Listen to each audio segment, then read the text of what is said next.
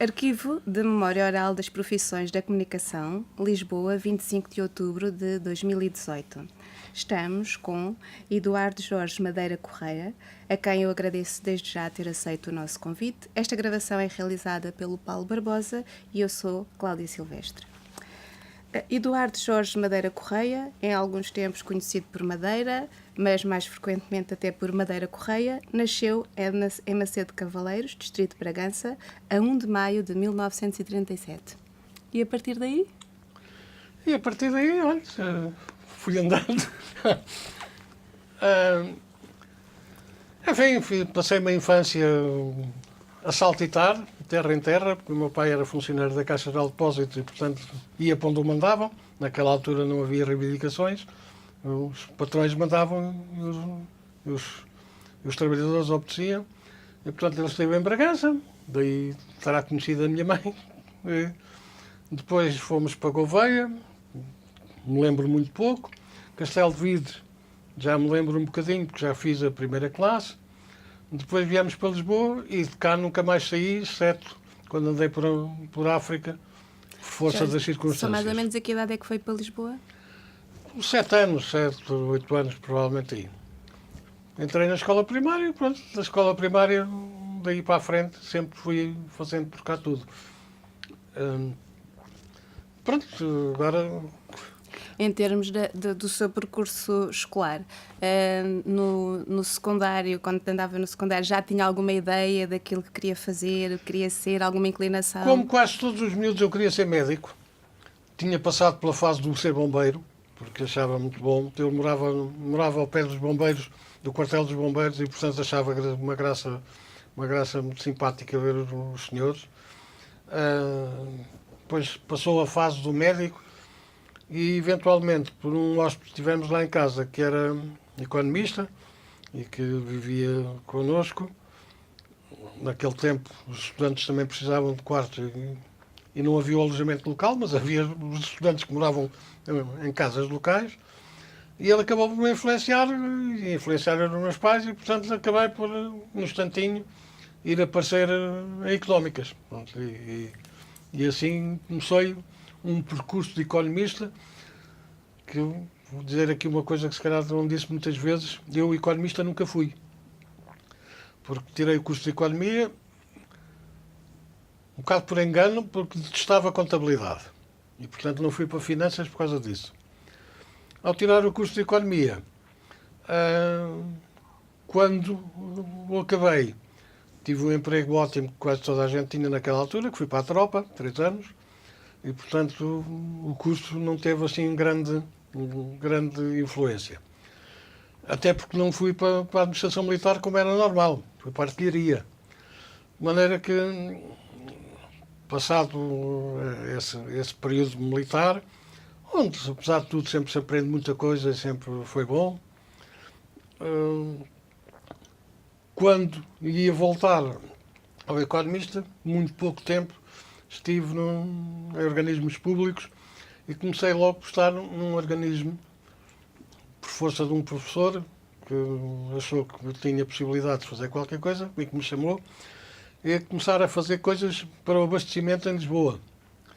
Portanto, andei com as tendências aos abastecimentos, à azeite daquela altura, andávamos de manhãzinha cedo a chegar aos mercados de Lisboa, e o simples facto de aparecer o Volkswagen da IGA, tendências aos abastecimentos, alteravam imediatamente os preços nos mercados. E começámos a descobrir que, de facto, havia qualquer coisa que se podia fazer e, portanto, passámos a mandar carros. O Volkswagen, que não ia ninguém especial lá dentro, ia só um motorista, mas o simples facto de chegarem aos mercados baixava os preços do serviço público. Depois, por força disso, apareci no fundo de abastecimento e quando o ministro saiu, o tal professor que chegou a ministro da Economia, foi por causa disso que depois eu andei nisto. Fui parar ao Fundo de Fomento de Exportação e aí comecei a ter algum conhecimento do que era a exportação, do que eram as vendas e do que era preciso fazer para se viver numa altura complicada, porque isto passava-se em 1950 e qualquer coisa, não é? Portanto ainda era um bocado complicado. Não, 60 e qualquer coisa. Depois do Fundo de Fomento de Exportação, fui parar à Inspeção de Crédito, também por força de um professor que achou que podia recrutar para lá, e por força de uma atividade extracurricular que eu fazia quando andava para Económicas, que era participava na revista peça de teatro, não revista escrita. Essa também participei, mas com poucas coisas. Deixa-me só fazer um parênteses. Agora começou a participar nessas atividades extracurriculares logo no primeiro ano que entrou. Logo no primeiro ano que entrei, e aí também, simpaticamente, por curiosidade, fui ao ensaio dos bailados. A revista tinha, como qualquer revista portuguesa, tem uma parte grande de bailado, outra parte de poema. E eu fui ver os bailados, por acaso, que era na Casa do Algarve. E quando já estava a ver aquilo, achava que era simpático, e havia uma aula às 6h30 da tarde, e ia-me embora. E uma senhora, que já era licenciada, que estava a entrar, que entrava ainda na revista, como eu via entrar depois, já depois de pai de 4 filhos, ainda via entrar na revista, ela entrava e disse: onde é que o menino vai? O Paulo, não vai nada, o menino vai continuar o ensaio aqui. Bom, achei tanta graça que acabei por ser a primeira estrela da companhia, a primeira bailarina do grupo naquela fase, o que me trouxe ao conhecimento de pessoas que foram depois muito importantes na vida seguinte, nomeadamente o Dr. Luís Barbosa, porque entrei na primeira revista, que era a revista de formatura dele. E foi onde ligámos, onde ele se apercebeu uma coisa que eu costumo fazer ainda, que é a avaliação de pessoas quando tenho contato com elas. A gente avalia-as naturalmente. Mas naturalmente, não é naturalmente, o que é capaz de fazer, como é que não é? E de facto, como participei naquelas fases todas e depois em todas as outras revistas subsequentes, fiz parte das comissões organizadoras, portanto, ele achou que eu tinha algumas capacidades de organização e quando pôde, e quando ele próprio chegou à Império, convidou-me para ir para a Império e fui. Curiosamente, quando nos convidou para ir à Império, comecei a entrar na área da formação. Porque a primeira coisa que me fizeram foi, durante 6 meses, talvez nem 6, mas 4 meses, tinha que sair do emprego porque ia para reuniões de formação das pessoas que iam entrar no Império. E que acabou por acontecer bastante mais tarde. 6 meses, 4 meses depois. Só para ter uma ideia, nessa altura o professor já tinha uma grande experiência profissional. Embora não naquela área específica, sim, mas já tinha trabalhado no Fundo de Fomento de Exportação, além da experiência profissional da tropa, que era uma experiência muito simpática, não? Que foi no dia seguinte a ser licenciar-me, e 3 anos de tropa, ocupando praticamente todos os cargos, até de gerente da cantina. Portanto, tive que aprender a mexer em coisas. E depois o Fundo de Fomento de Exportação, o Fundo de Abastecimento de pouco tempo, o Fundo de Fomento de Exportação, a Inspeção de Crédito, deixou-me, de facto, a obrigação de pensar em outras coisas que existiam e que era da vida de todos os dias. Eu, na Inspeção de Crédito, não era da parte da inspeção, era mais da parte técnica e tive contacto com as emissões de obrigações, que era uma coisa que me podia com confusão. Com o licenciamento da admissão à Bolsa de títulos de outras empresas, portanto, fui obrigado a conhecer uma série de coisas que fazem parte da vida de todos os dias, que hoje são profundamente comuns, mas naquela altura não era mesmo reservado a esta gentinha. Então, estava-nos a falar da sua experiência na Império, que foi uma grande escola. E depois a Império começou por ser uma grande escola logo antes de começar a ser. Esta é que é mesmo, começou antes de ser. E uma das coisas que tinha a Império, já nessa altura, é que eu, quando entrei, ajudei de facto a alargar e a crescer, e era o do Centro de Formação. Nós tínhamos o Centro de Formação fora da Império, era na Avenida Duque Lolé, num andar que a Império tinha na Duque Lolé, e ninguém entrava para a Império sem passar 3 meses pelo Centro de Formação primeiro, onde ia aprender de tudo, desde se destinava à parte técnica, ia aprender a parte técnica, mas tinha que aprender um bocadinho da parte comercial, se destinava à parte comercial, ia para a formação comercial, mas tinha que aprender um bocadinho da parte técnica. Portanto, ninguém entrava com menos de 6 meses de formação. E isto cria bicho. E, portanto, a formação passou a ser uma coisa que era parte integrante na minha formação, na minha maneira de pensar. E isto deu o salto formal quando, a certa altura, o Império resolveu que eu e um colega meu devíamos ir a Paris a um curso de marketing de seguros organizado pela American Management Marketing Association. Deixa-me só perguntar, nessa altura em que área é que estava a trabalhar? Nessa altura eu já estava a trabalhar nas vendas. Portanto, no marketing ao fim e ao Era um cabo. curso para complementar. Não, aí já estava aí muito ligado, mas passava mais tempo a dar formação do que a tratar das outras coisas, porque estava-se a criar na Império, de facto, aquilo que foi reconhecido aí durante muitos anos como a melhor rede de vendas do país. Porque, de facto, era gente com muita formação, com muito. E nós fomos aprender. E lembro-me que eu, o meu parceiro e um espanhol, deixámos todos os outros e quando chegou o fim deste curso havia um jogo de empresas que tinha vários parâmetros que se podiam manejar. Um dos parâmetros era a formação, outro era a assistência na organização administrativa dos escritórios, outro era o desenvolvimento técnico. E nós resolvemos apostar na formação. Vinhamos viciados, resolvemos apostar na formação. O jogo de empresas, que foram dos primeiros jogos de empresas que se falou no mundo, não só em Portugal, claro que era, até nem foi em Portugal, foi em França, mas enfim. Mas foi um dos primeiros jogos de empresas. Hoje toda a gente brinca aos jogos de empresas, mas naquela altura era uma coisa muito inovadora. E nós fizemos o jogo, apostámos na formação, nos primeiros períodos do jogo, o jogo jogava-se em vários períodos, levámos pancada de meia-noite, de repente, que estava construído de tal forma que nós tínhamos uma equipa formada, capaz de vender, enquanto os outros só tinham uma equipa muito bem treinada para ter o escritório limpinho e arrumadinho, e os outros sabiam muito técnico, mas não sabiam o que é que estavam a fazer. E ganhámos o jogo. Foi uma grande vitória essa noite. E, portanto, isto ainda nos viciou mais. Quando cheguei desse curso, passado uns dias, o Dr. Luís Barbosa chamou-me e, com esta coisinha na mão, disse-me: daqui a 15 dias vais dar as minhas aulas no Instituto de Novas Profissões. As tuas aulas de quê? As aulas de marketing, que eu já não tenho tempo para isso, tenho mais que fazer. Mas que eu não sei o que é de fazer. E eu, toma lá, eu dou-te as minhas aulas para não precisar. E deu-me. Curiosamente, acabo de recuperar, deu-me, mas começava logo na terceira lição. A primeira e a segunda tive que inventar eu. Foi mal. Bom, a verdade é que isto foi o bicho que caiu profundamente, porque o Instituto de Novas Profissões, naquela altura, estava, em termos de ensino, uns anos-luz à frente do ensino universitário português, nomeadamente nestas áreas, porque havia económicas com economia e finanças. Um dos cursos muito virado para a macroeconomia, para os grandes problemas da nação. Outro muito virado para a parte contabilística e financeira, mas de facto para a parte de marketing não havia nada.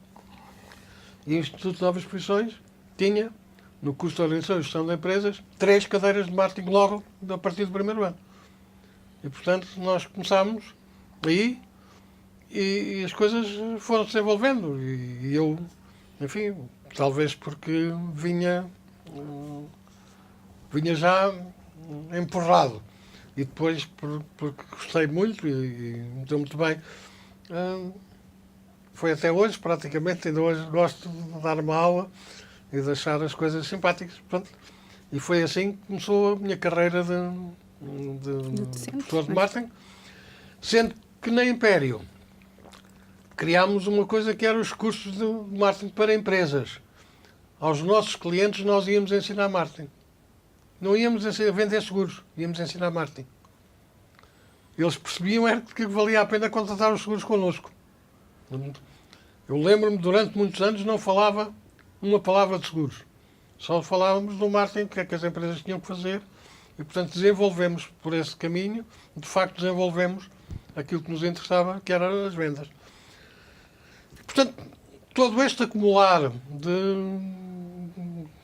cursos todos os meses havia um curso novo no Império. Todos os meses tinha que entrar na minha parte.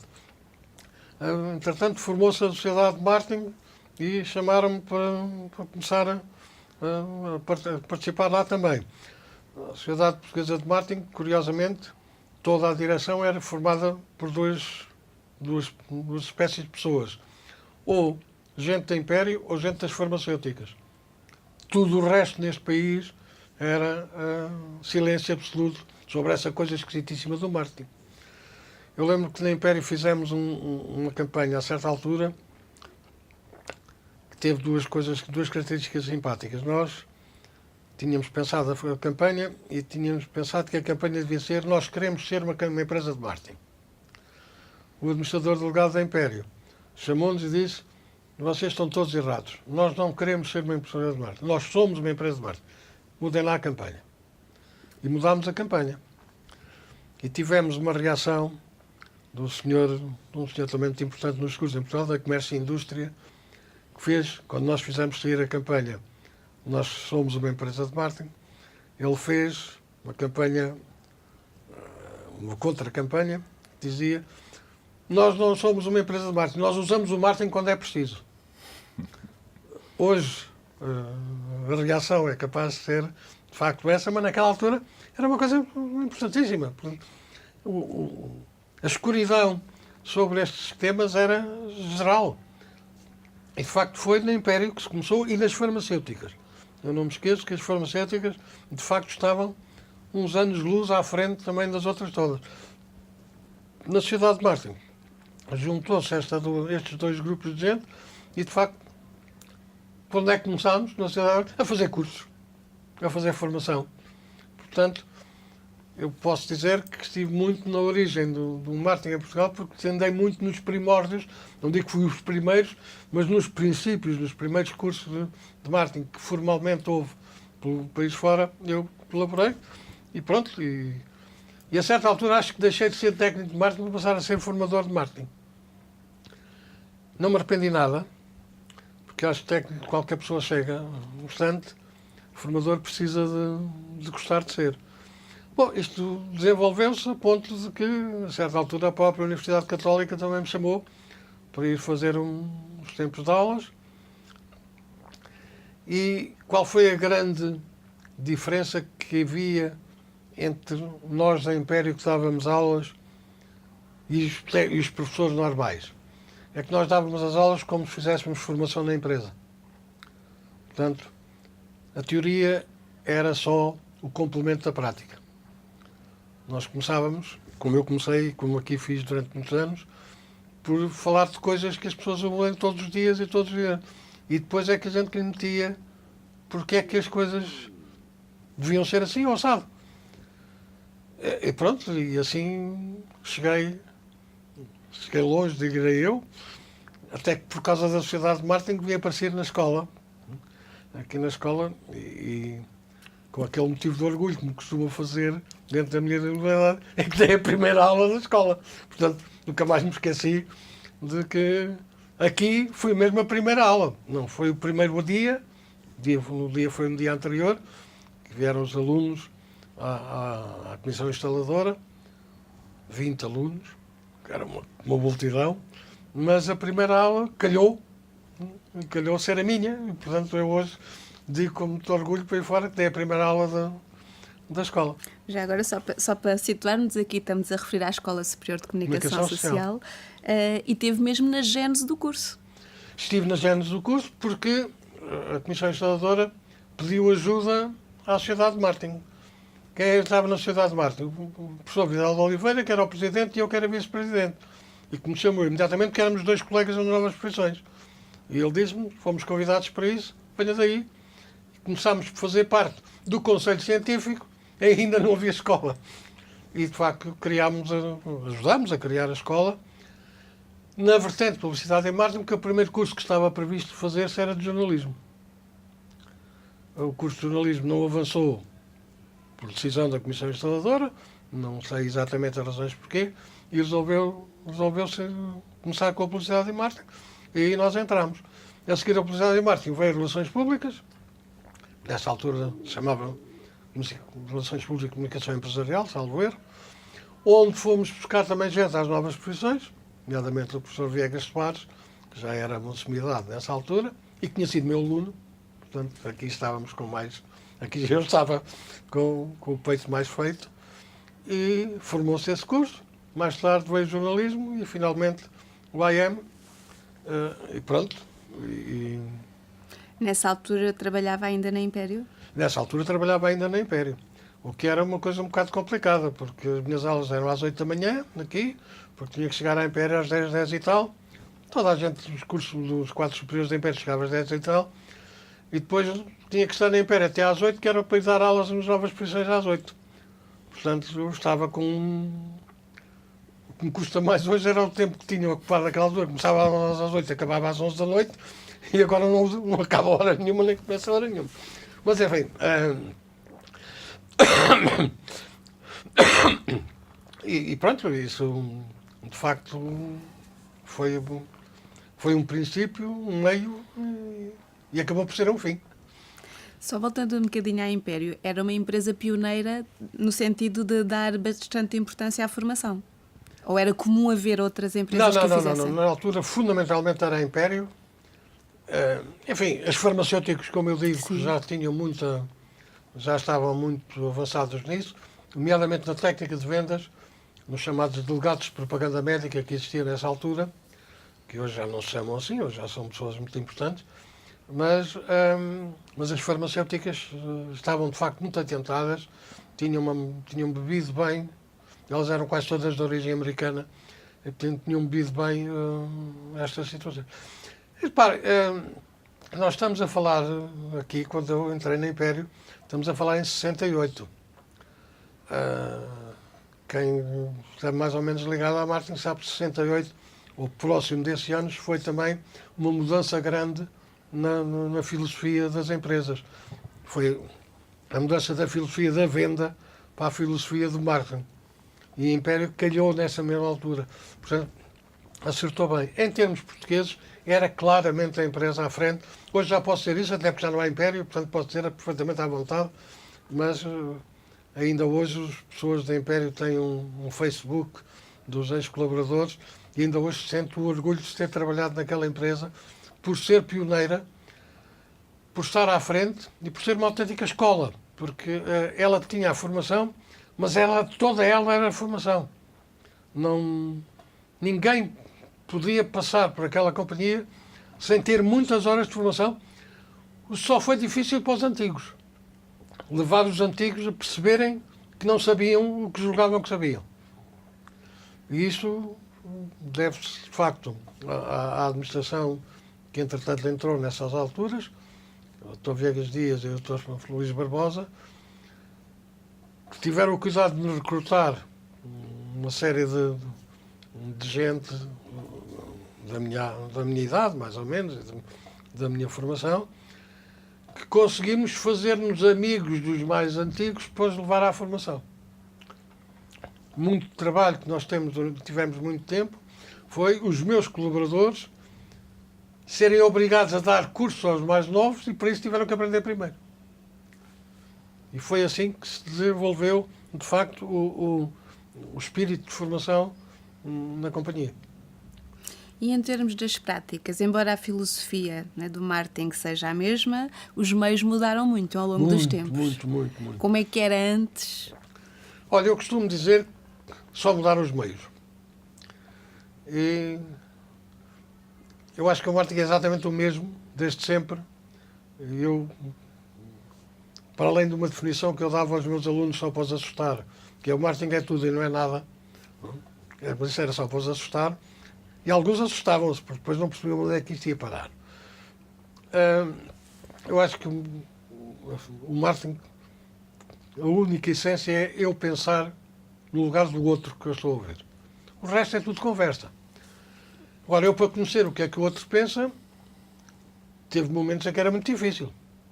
Era em papel, falava-se vagamente com os psicólogos, também ainda não andavam a perceber bem o que é que andava por aí. E hoje há, de facto, instrumentos digitais e e de utilização imediata de toda a gente, desde o telemóvel a pouco mais, que toda a gente usa. É que eles sempre me sentiram do lado deles. Eu percebi-o sempre. Primeiro, que também tinha sido aluno.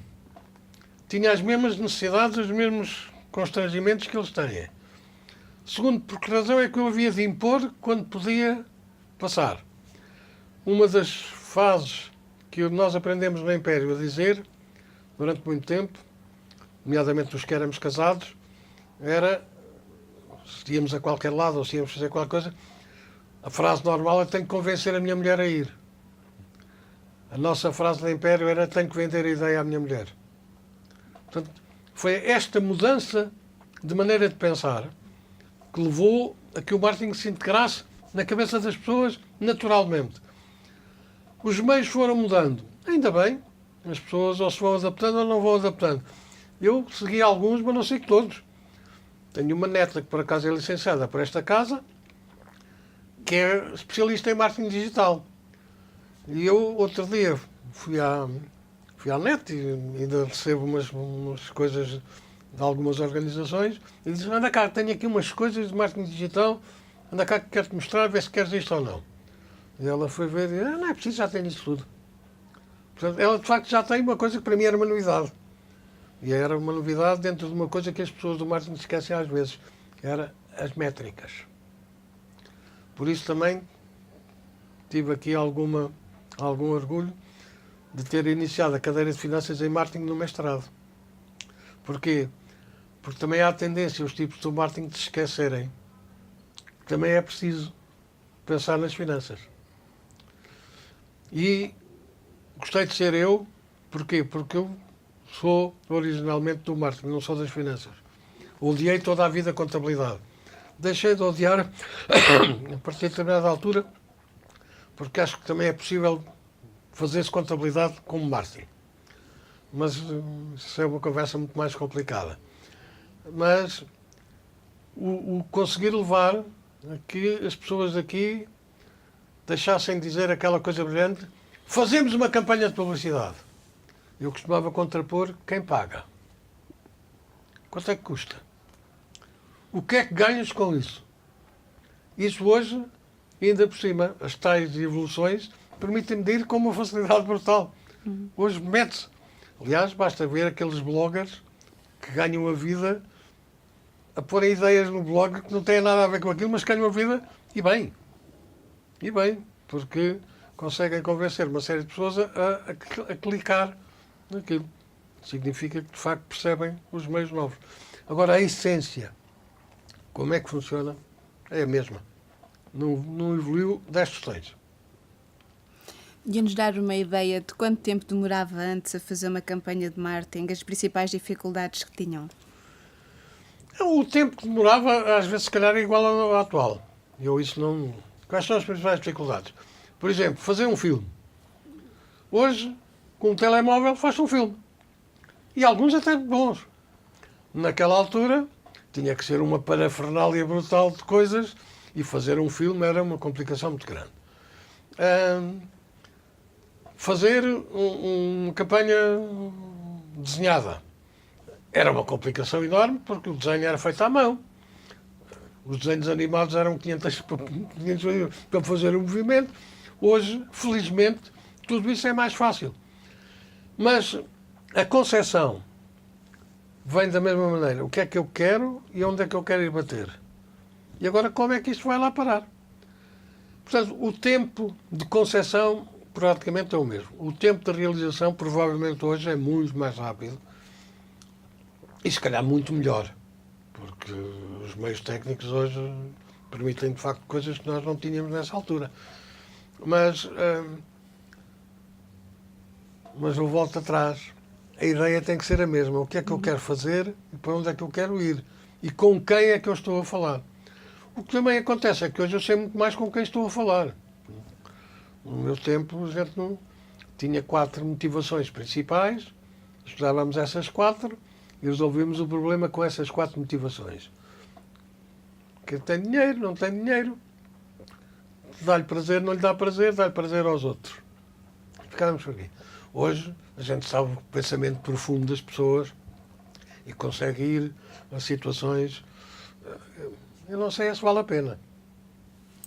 Mas enfim, mas também não tenho que ser derrotista e tenho que compreender que hoje quem sabe mexer nisso já sabe mais que eu. E sabe mais que eu que use. Desde que me convença que está a fazer aquilo da maneira como eu acho que tem que fazer.